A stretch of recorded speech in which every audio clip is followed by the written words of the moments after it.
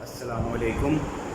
आज की वीडियो के अंदर हम लोग टाइम मैनेजमेंट के मुताबिक बात करेंगे, किस तरह से आपने टाइम मैनेज करना है और किस तरह से मुख्तलिफ जो चीज़ें हैं उनको लेके चलना है। यानी एमडी कैट के अंदर अगर हम देखें, एमडी कैट और एफएससी के अंदर के बच्चे जो होते हैं बहुत ज़्यादा टाइम लगा रहे होते हैं और फिर भी उनका काम पूरा नहीं हो रहा था। तो आपने किस तरह से टाइम मैनेज करना है कि आपका सारा काम भी पूरा हो जाए और आप मतलब एक प्रॉपर ज़िंदगी भी गुजार सकें। यानी ज़ाहिर है जिस तरह आपने नमाज़ वगैरह भी पढ़नी होती है वो तो आप छोड़ नहीं सकते, तो वो चीज़ें भी आप कर सकें।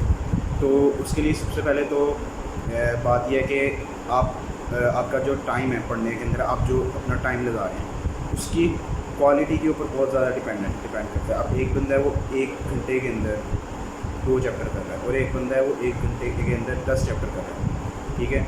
तो इनमें फ़र्क है और ये भी एक फ़र्क होगा कि वो किस क्वालिटी का उसने तैयार किया, ठीक है ना।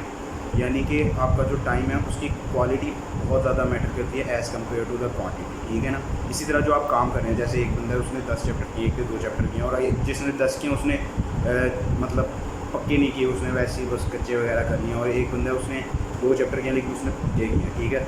तो ये भी फ़र्क आ गया, ठीक है। यानी कि आपका टाइम जो है कि आप कितने टाइम के अंदर कितना ज़्यादा काम कर रहे हैं, ठीक है। और उसके अलावा जो आप काम कर रहे हैं उसकी क्वालिटी किस तरह की है कि आपने किस तरह से अपना काम किया है, कि बहुत अच्छा किया है या फिर बस गुजारे लायक है। तो ये 2 चीज़ें मैटर करती हैं। तो अब ये चीज़ें हमने करनी किस तरह से हैं, किस तरह से हमने अपना ये बेहतर अपना टाइम जो है इस्तेमाल करना, ये बेहतर करना, किस तरह से हम लोग कम टाइम के अंदर ज़्यादा चीज़ें कर सकते हैं। तो उसके लिए सबसे पहले तो ये है कि आपका जब आप पढ़ने बैठे तो आपने फुल फोकस करना है अपनी पढ़ाई के ऊपर और आपने कुछ भी नहीं सोचना, ठीक है। अब जैसे अगर मैं अपनी मिसाल दूँ तो मेरा ये था कि मैं अलहदा कमरे के अंदर बिल्कुल पढ़ता था और सबको पता होता था कि ये पढ़ रहा है तो कोई भी मुझे डिस्टर्ब नहीं करता था, ठीक है ना।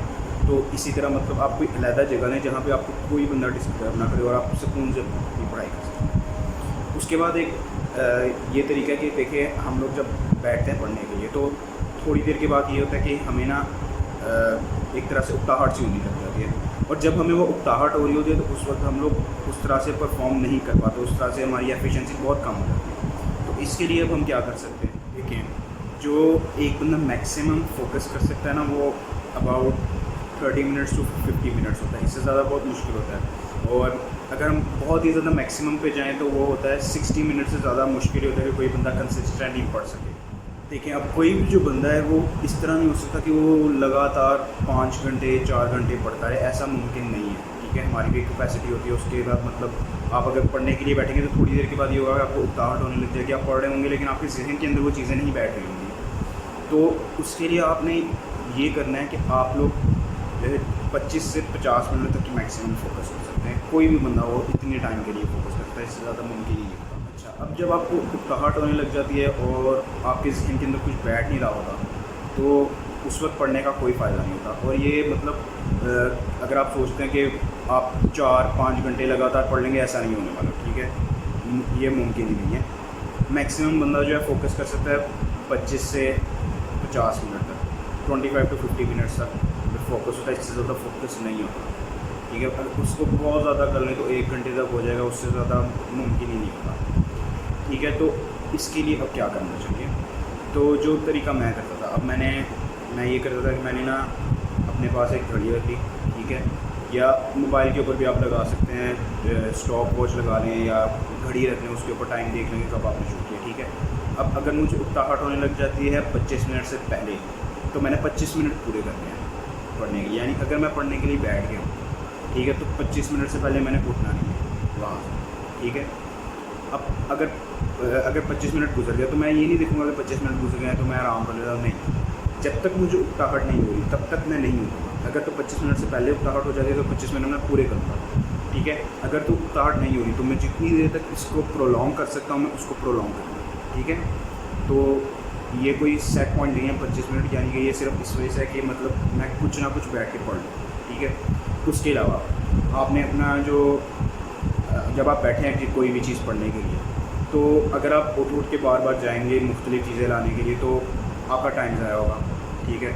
और ज़ाहिरी बात है आपकी एफिशिएंसी कम हो जाएगी। आपका पहले फोकस हो रहा था, फिर आप फोकस से वापस जाएंगे, फिर आपको फोकस वापस होने में टाइम लगेगा, उसके अलावा आपको चीज़ें लाने वगैरह में टाइम लगेगा, तो ये काम सही नहीं होता। इसका तरीका यह है कि आप अपने पास एक पानी की बोतल रखें, ठीक है, उसके अंदर ठंडा पानी रख लें और उसके बाद उसके अलावा जो भी चीज़ें आपको चाहिए पढ़ाई के लिए वो आप अपने पास रखें, ताकि आपको पढ़ाई के दौरान उठ के जाना ना पड़े। जब आप उठ के जाएंगे आपका फोकस तो तबाह हो गया, ठीक है। उसके बाद आपको आके दोबारा से बैठना पड़ेगा। और मतलब अगर बंदा शुरू में बैठता तो फोकस एकदम से नहीं होता, थोड़ा टाइम लगता है फोकस के लिए, तो आपका फोकस तो इस तरह चला गया।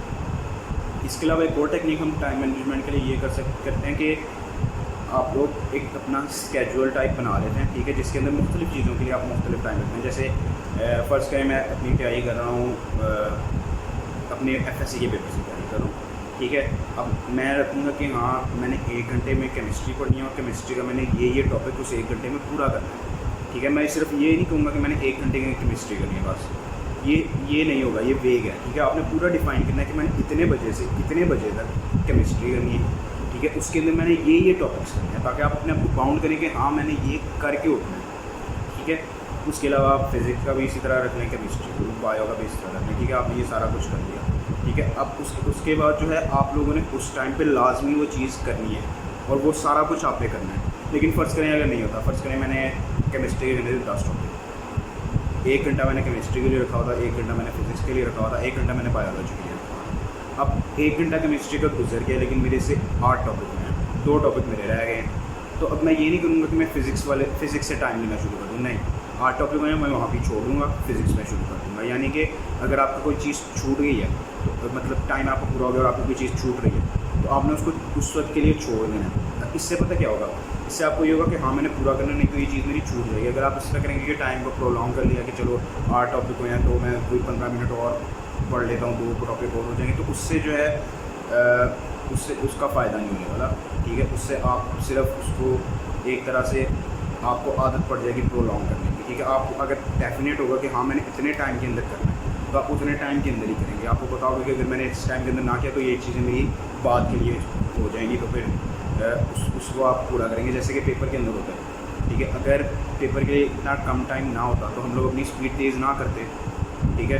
लेकिन आप लोगों ने अपनी स्पीड तेज़ की, आपको मैट्रिक के अंदर भी काफ़ी कम टाइम मिलता है, FSC के अंदर भी कम टाइम मिलता है, तो आपने अपनी स्पीड तेज़ की कि आपने जल्दी काम करना है, ठीक है। बिल्कुल सेम इसी तरह कि आपको पता होगा कि हाँ मैंने इतने टाइम के अंदर पूरा करना है, तो आप तेज़ी से वो काम करेंगे, ठीक है।